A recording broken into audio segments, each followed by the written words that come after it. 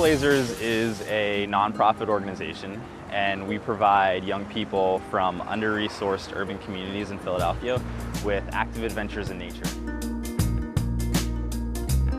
So one of the things that makes Urban Blazers unique is that we work exclusively with young people from under-resourced communities. We say under-resourced because not all of our kids come from impoverished homes, but they all come from communities where it's not normal for the kids to do the types of activities that we do. We go hiking, we go skiing, we go whitewater rafting, we go canoeing, we go tubing, we go mountain biking, we go camping, and we do rock climbing. We do classroom lessons, but our classroom lessons are always very hands-on. So if we're gonna do something in a classroom, we're bringing in fruit for the kids to taste, we're bringing in flowers for them to tear apart, we're bringing in crayfish so that they become less fearful of them, so that when we see them in a creek, they're able to enjoy them more. Our kids generally are between the ages of 6 to 18. And we're open to pretty much anything that's experiencing nature in a way that's fun, that's active, that gets the kids excited and helps build a sense of pride and self-esteem in their accomplishments after we finish them. I think the most important thing that Urban Blazers does is it shows the kids that there is space out here in the Philadelphia area for them to go out in nature. I mean, it's most of the time all they see is city buildings, streets, and they don't even realize that there's a park just, you know, a couple hundred yards away that they can go and just play and be with nature. So I think that's a really important asset for them. I think one of the most important things the kids get out of our program is developing a better sense of self-esteem. We want kids to do things that they never thought they could do before. And at the end, like, they're so impressed with themselves, they're impressed with each other, they work better together as a team, and our volunteer mentors are able to help them, encourage them, push them to do new things, to help teach them things about themselves. But I think most importantly, the kids get to learn that there are adults out there that care about them. I get a lot of joy from seeing the children's creativity and explorations when they're out on the trails. They really seem to find their own sort of character in being out on the trail, and they seem to have a good time. It's evolved into a larger program where we reach about 700 kids every year, and we reach each of those kids at least 6 times. Probably what we see more than anything else with the kids that we work with is just the increase in their positive self-esteem. 95% of the kids that we work with report that they learned something new and positive about themselves, not just after working with us for a longer period of time, but after every outing that we do. We're getting kids to be active in a different way probably than they ever have before. We need to make kids love the environment, love the outdoors by having fun in it before we ask them to save the earth. Kids need to love trees before you ask them to save them. But also, just being out in nature, there's a variety of health benefits that come from that. There's a lot of research that says that kids that spend even an hour in nature every week show reduced symptoms of attention deficit disorder, their ability to see details, their cognition increases and becomes better. There's even some studies that say that a kid's eyesight gets better just from being out in nature and spending more time. But things like being in a stressful environment, which most inner city communities can be pretty stressful. A lot of times the kids come with stories of some of the things that happen right outside their door, and like, you can't even imagine that that's what happens, that's what you're walking outside to. But you know, it's very stressful, and these kids, like, they come out and they're able to let go and they're able to relax. And I think probably more than anything, just having that opportunity to be out there and have that sense of this is a place where I can be safe, I can feel comfortable, is just so incredibly important to their physical health and their mental health.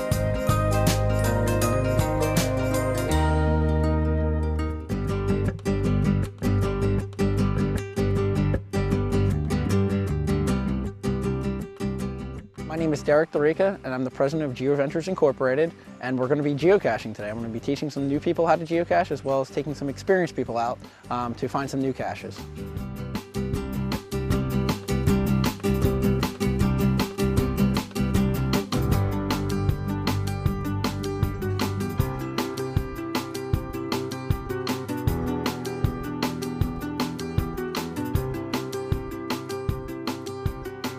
GeoVentures Incorporated is an outdoor scavenger hunt company.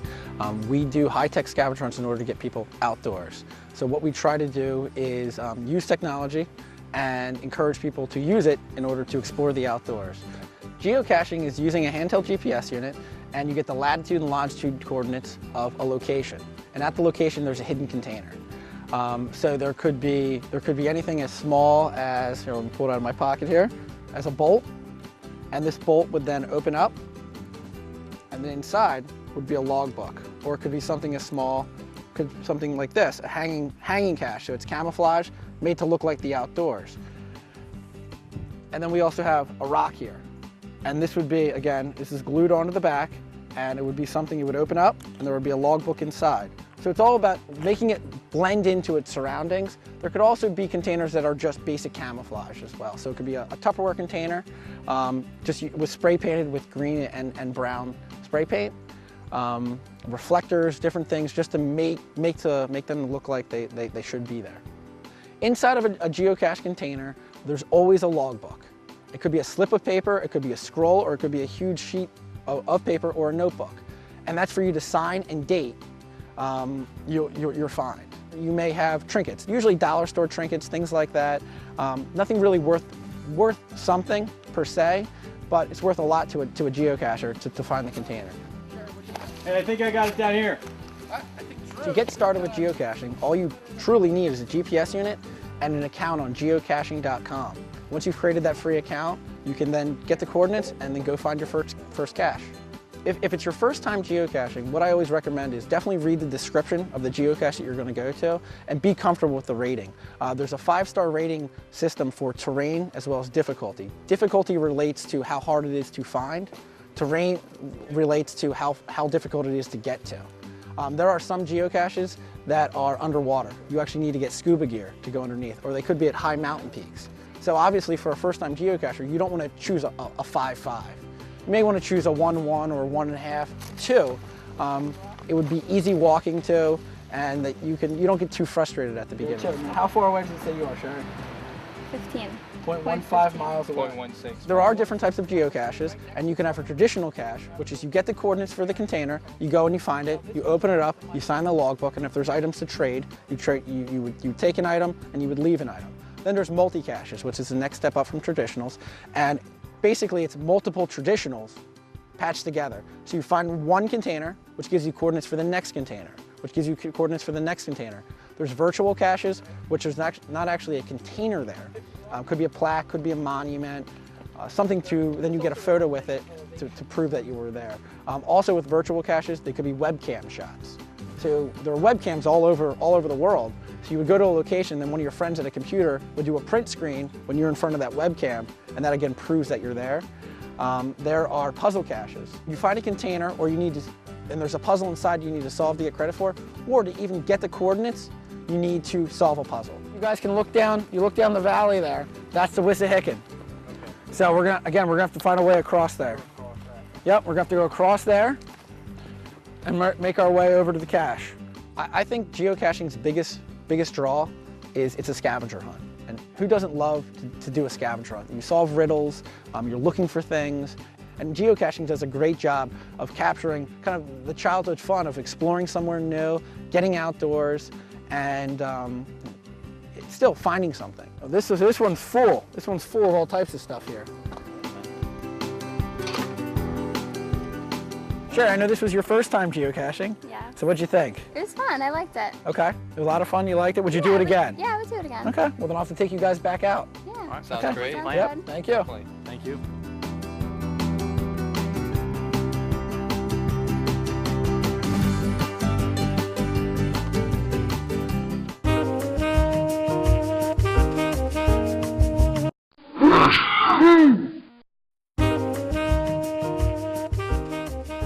When hiking outdoor, you could encounter a lot of allergy. The most important one, since outdoor is all the pollen, so the trees, the grasses, the ragweed, the weed will be there.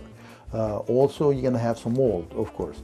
Also, you're going to have all the insects. Allergy are substances that ordinary normal people do not react to them. Patients who have allergy react to these normal substances in a very severe way. And usually patient will have genetic predisposition to them.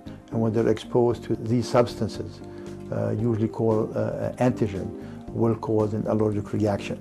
If the allergic reaction is caused in the nose, it causes allergic rhinitis. If it's in the chest, we call it bronchial asthma. If it's in the skin, we call it eczema or urticaria. When you do the skin test, then you could tell the patient what they are allergic to and how to avoid it.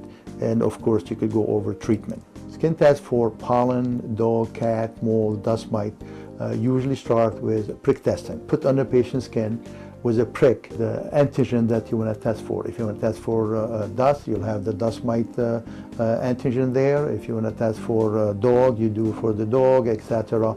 And then you have to have a positive control and negative control among the skin tests so you know what you're allergic to. When you skin test a patient, if they have an allergic reaction to certain antigen, which is a substance you're allergic to, it will be like a mosquito bite. It will be swollen, it will be red, it will be itchy, and then when you compare it to the histamine control versus the negative control, you could tell from the size of the reaction how big it is and how important it is. If you have an anaphylactic reaction to a bee sting, wasp, etc., you must carry your EpiPen with you. And you should carry at least 2 EpiPen because each one lasts about 20 minutes, so the 2 will give you enough time to seek emergency help. If you suffer from asthma and you are hiking, you must carry your inhaler with you. Could you tell by just looking at the patient without examining them if they have allergy or not? Most likely, you could do that if the patient have what we call the transverse nasal crease, is a bridge over the bridge of their nose, a line. It takes 2 years of doing this, the allergic salute, in order to get that line. That line is very white in the summer where the rest of the skin is so dark, and you could just walk to any person, if they have it, you could tell they have allergy. Also, they have allergic shiner, usually under the eye, they have bag, they have line, and that is from all the nasal congestion. Patient who will sit in my office trying to scratch inside the turbinate by wiggling their nose or their mouth, these are very specific signs and symptoms that you could see in a patient who have allergy. Are you born with allergy or do you develop them through your life cycle? You have to have genetic predisposition and you have to have the environment, the exposure, and both of them will lead to allergy. If your mom or dad, one of your parents have allergy, your chances of having allergy is 33%. If both parents have allergy, your chances are almost 68%. In the United States, most studies stated that at least 35% of population will have allergy in one form or another, and some study would go up to 50%. How do you prevent being exposed to certain allergens? And this is a very good question, and I think it's very important to educate the patient that if you're allergic to pollen, I usually tell the patient, I can't tell you don't go outside where the pollen are, but I could tell the outside. That means the pollen not coming inside. How do you do that? You close the window, close the door, use the air condition. Don't dry clothes outside, because if you do, you bring all the pollen back in. You should take a shower before you go to bed, so you eliminate and remove all the pollen from your hair before you go to bed. And if somebody cuts in the grass, you stay indoors for 20 minutes. If you are in the car, the window must be up and you should use the air condition. When you go to your family doctor or your allergist and they tested you and you know what you're allergic to, and the most important is prevention, because prevention have no side effect at all. If you still have a lot of symptoms, they're gonna give you some medication.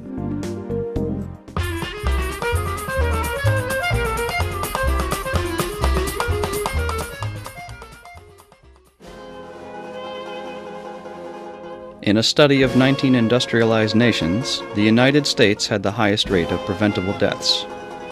Over 100,000 Americans die every year from preventable causes.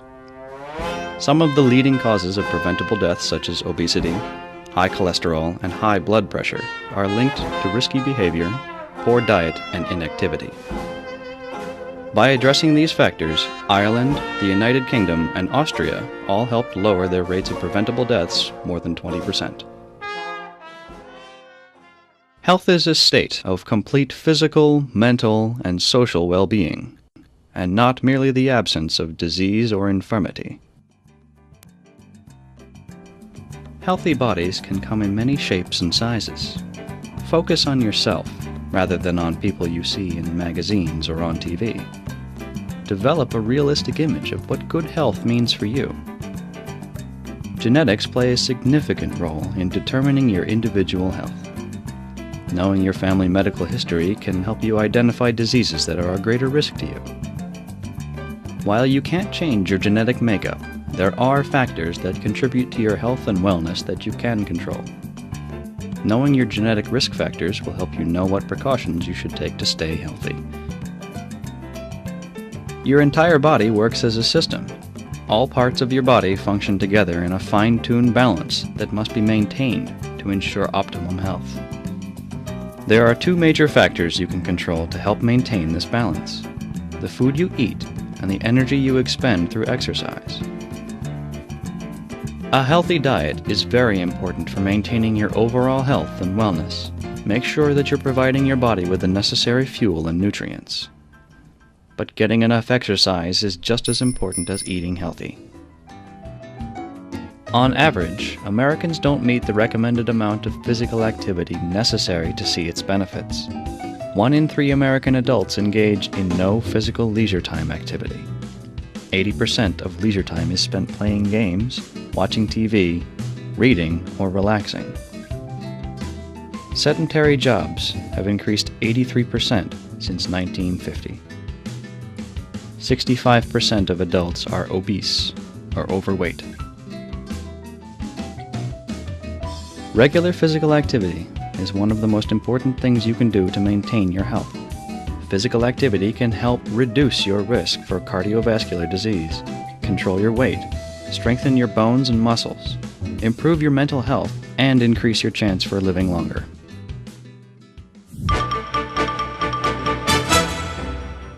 Currently, over 81 million people in America have one or more forms of cardiovascular disease. 1 in 3 deaths are a result of cardiovascular disease. 10 million Americans suffer from osteoporosis, a weakening of the bones. 1 in 2 women and 1 in 4 men will develop osteoporosis after the age of 50. 59.7 million Americans 20 years and older have the early warning signs of diabetes, known as prediabetes. Prediabetes more than doubles the risk of death due to heart attack. It doesn't take much to lower your risk factors. The American Heart Association recommends 30 minutes of moderate physical activity per day to improve mental and physical wellness and decrease the risk of disease. There are many activities that provide the desired benefits of regular exercise. Consider dancing, playing a sport, taking a walk, or a less common activity, such as geocaching. Choose an activity you would enjoy, and bring a friend. Any physical activity is better than none. Incorporate exercise into your everyday life. Use a push mower to mow your lawn. Take the stairs instead of the elevator. Park at the back of the parking lot, so you have farther to walk. Think of solutions that apply to your daily routine. Physical activity is just one factor in staying healthy. To keep your body in good health, get exercise, eat nutritious food, get preventative screenings and regular checkups, and avoid risky behavior such as smoking. Live longer, be happy, be healthy.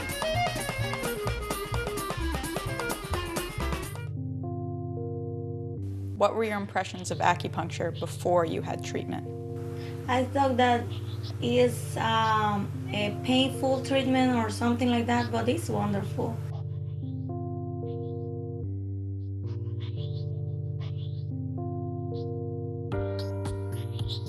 Acupuncture is an ancient Chinese discipline used in the treatment of multiple medical problems.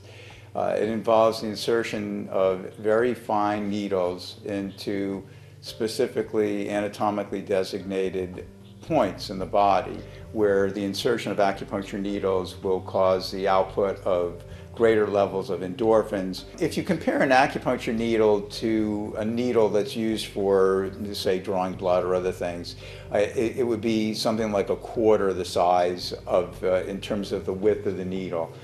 When the patients see how thin they are, they often get much more relaxed. They can hardly see the things. The little pinch, when the needles is inserting, the little pinch that you feel goes away. Typical treatment is the patient comes in, most of the time they're lying down, and it's actually a very pleasant experience most of the time. The patients may experience, a pinch here and there, but usually once all the needles are in, there's no pain, and you become very relaxed. Most of the time, most of the patients. There are different ways of doing the acupuncture.